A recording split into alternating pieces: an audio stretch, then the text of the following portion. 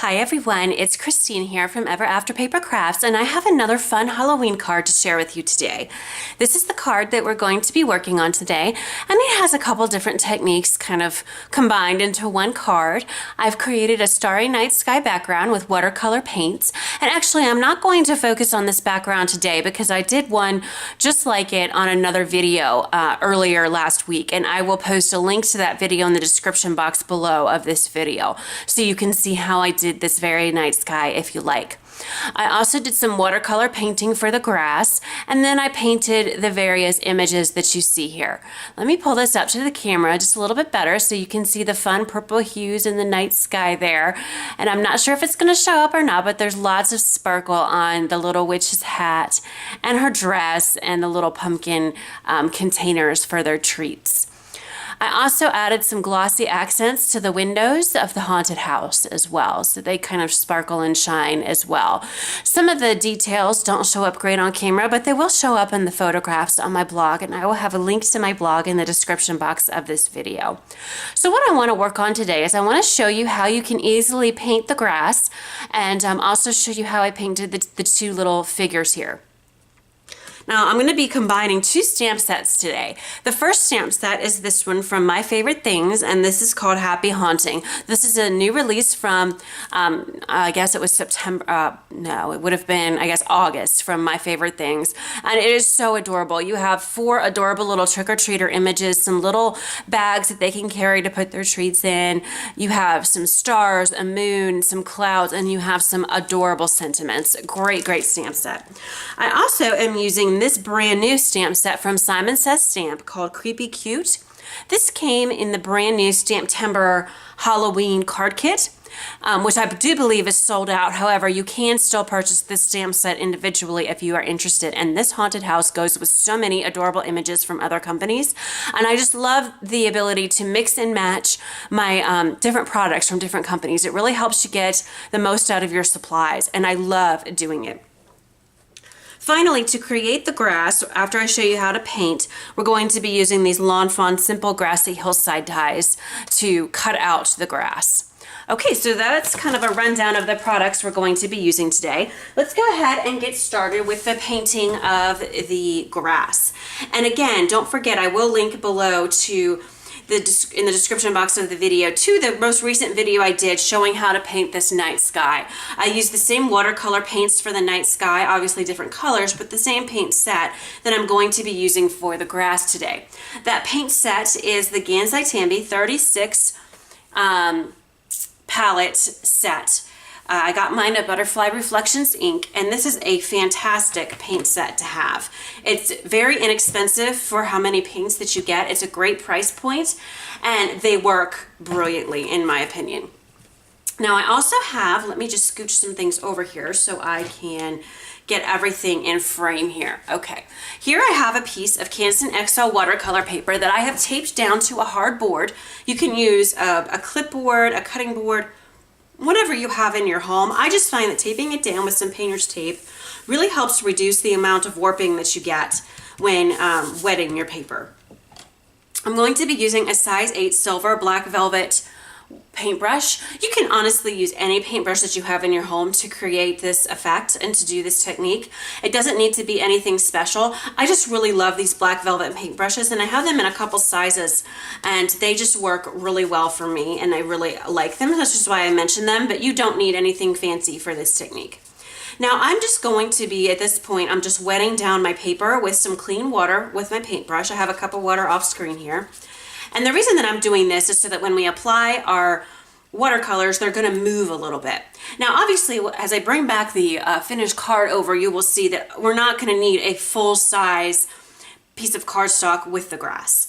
But I'm going to go ahead and do up a full-sized one, because that way I can then pick and choose where to put my die cuts and pick kind of the best colors, if you will.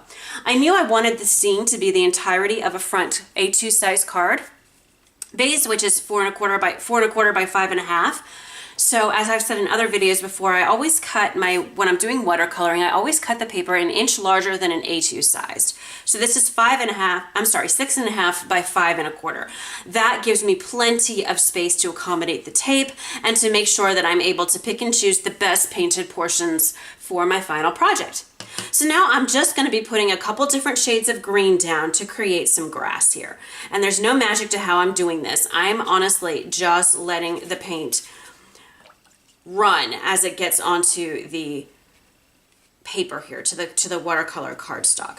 I'm coating everything first with a number 54 from the Gansai Rambo paints. This is a really nice olive green, and it just is a very nice grass color in my opinion. And I really like working with this particular color for grass.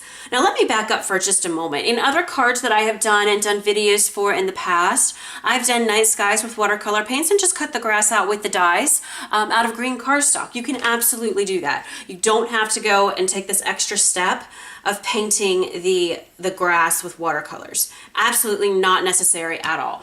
I just decided to do it just to change it up a little bit and to give it just a little bit of a different look. But if you just want to kind of replicate this card but just use cardstock for the grass portion, you can do that as well. I'm going to hit this with the heat tool quickly here and dry this up so we can just add a couple other greens just to get a little bit of a mixture of colors onto this grass base. So I'm just hitting this with my heat tool right now, getting these various little portions where there's put some extra water down as dry as I can here. Of course, if you were just doing this at home, you could let it air dry. And this, in my opinion, looks great as it is. You really don't need to add other colors because remember, you're going to be taking your grass dyes, cutting this down, and you already have some shading here. You had some groups where it's a little bit darker, some areas where it's a little bit lighter, and you could just go with this little bit of work and it would look absolutely beautiful. I'm going to show you what it would look like if you just added a couple different colors. So I'm going to go back over this again, wet the paper again over top of what I just painted, and then just add a little bit of other colors. I'm going to add a number 52 here. Just like a little bit of like a more greeny green. Maybe some of the grass hadn't quite, gotten its fall coloring yet. And so there's a little bit of the grass here that's a little bit extra green. So, dab some of that down in a couple areas. And then I'm going to take a little bit of a number 55, which is a like a even brighter green, and just dab that in just a little bit there as well. And now I'm going to take a little bit of number 51. And it really doesn't matter which colors you use, honestly. You can use whatever green colors you like. This is just a little bit of a lighter green than what we've added at the bottom here. And we're going to hit this with the heat tool again. And you can absolutely keep going and really, add color on top of color and really make this a masterpiece if you wanted to. I know that just looking at it on the paper like this, it really doesn't look like much of anything at all. So what I encourage you to do if you're looking at it and you're starting to work with watercolor paints and you're looking at this and you're thinking, oh my gosh, what the heck is this? This doesn't look like anything at all.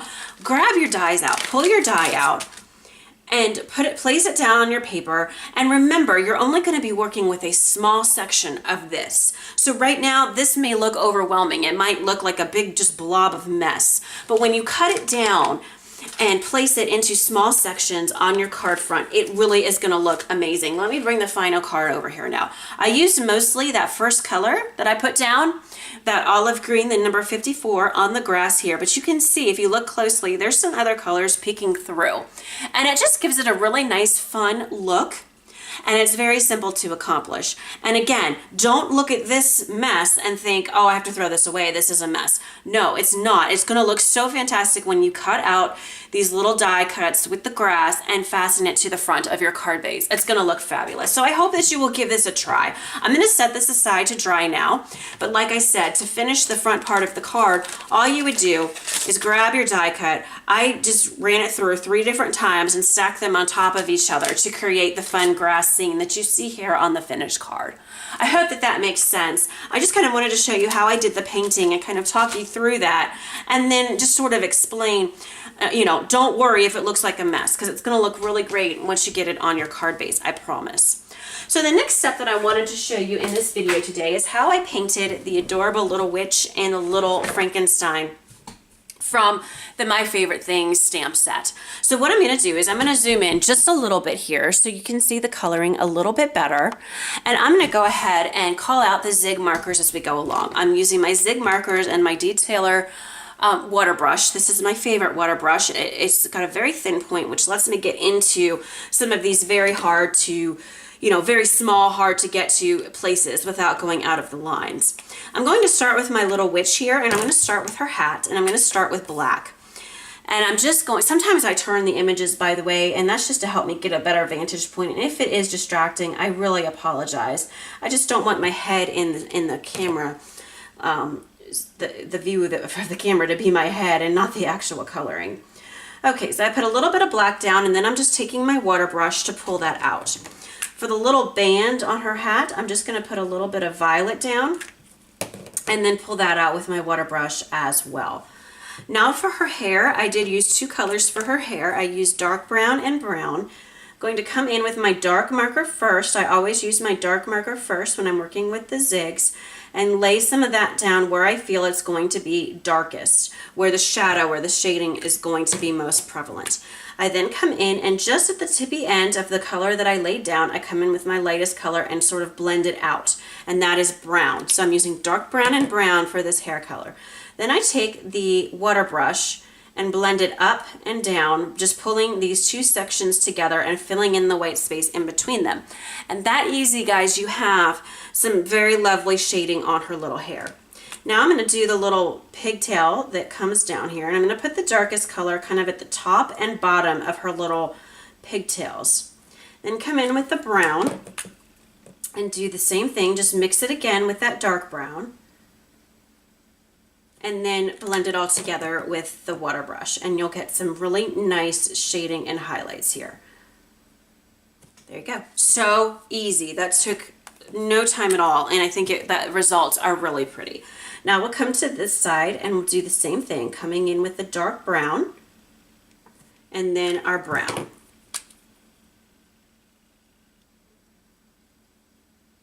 And then of course blending all of that together with our water brush. And you get such a lovely shading there. Beautiful contrast between the dark and the light. I went out of the lines just a little bit when I was laying the brown marker down. So all you do is clean off the tip of your water brush, and with clean water, you just simply go in and mop that up and dab it up with a paper towel.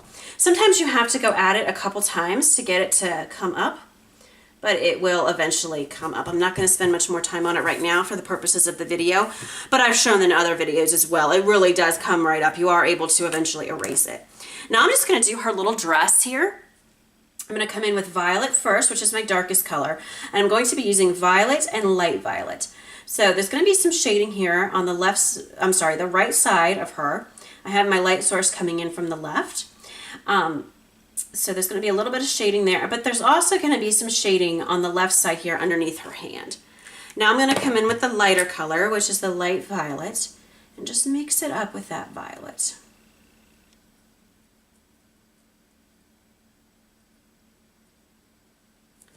All right, and then take your water brush and blend this together.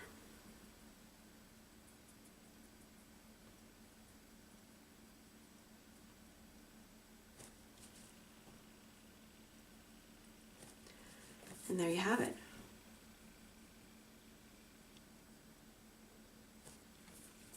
Very cute. Very, very cute.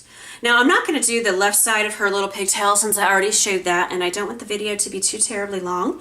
So I'm going to kind of move down here and work on Frankenstein for a minute, because I painted him green, and that could maybe be a little bit intimidating. So I use green and light green for his skin tones, because again, he is Frankenstein. So I'm just going to put some green, the darkest green, which is my regular green color. There's certainly going to be shading along his hairline, and then here on his nose, and under his nose a little bit as well, and then just a little bit down here. Now I'm going to come in with my light green and blend it with the green that I've already laid down. Super easy.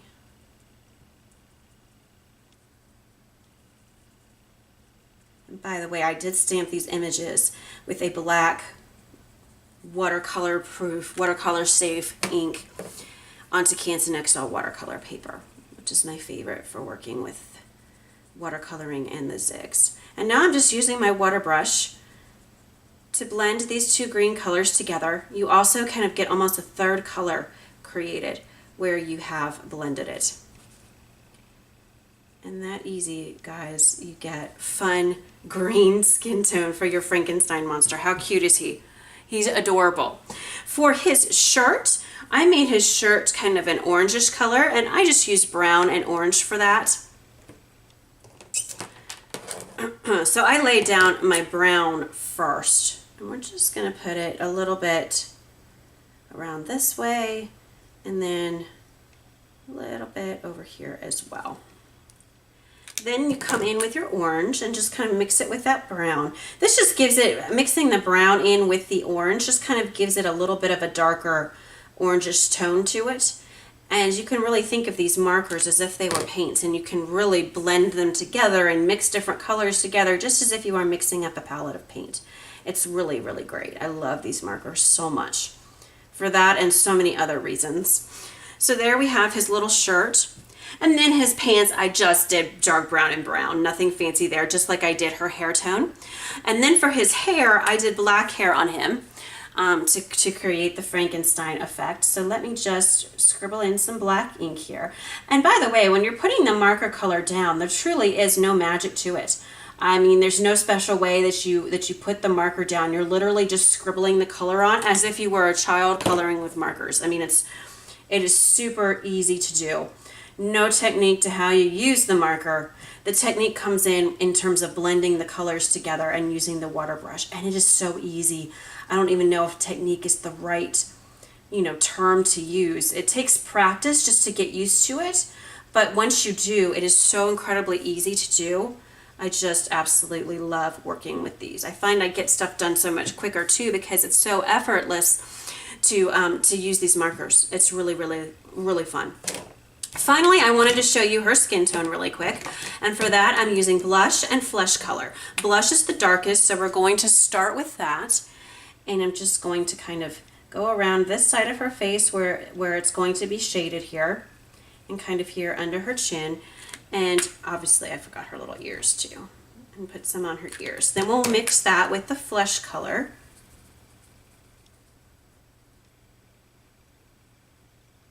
And then use our water brush, of course, to mix everything together.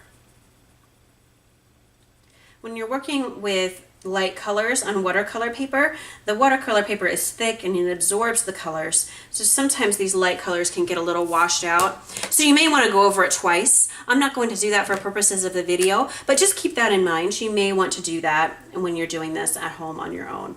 I'm going to add some sugared almond pink to her cheeks there, and then just take my water brush and kind of go over top of the cheeks and blend it into that skin tone. There we go. And there you have it, guys. There's a quick, and I know all parts aren't colored, but I didn't want to take too long coloring today. I just kind of wanted to give you a basic idea of how to color these cute little images.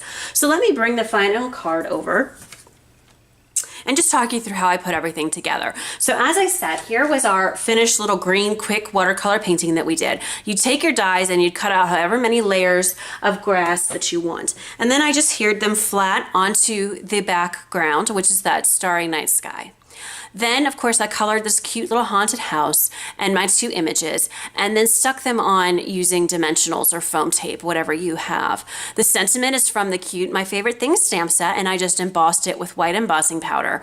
Everything was added with foam tape to a standard A2 size card front, and then, of course, I added some sequins from my stash for some extra glitter and fun. Thank you guys so much for stopping by and for crafting with me today. I hope that you have a wonderful day, and I will catch you in the next video. Thanks. Bye-bye.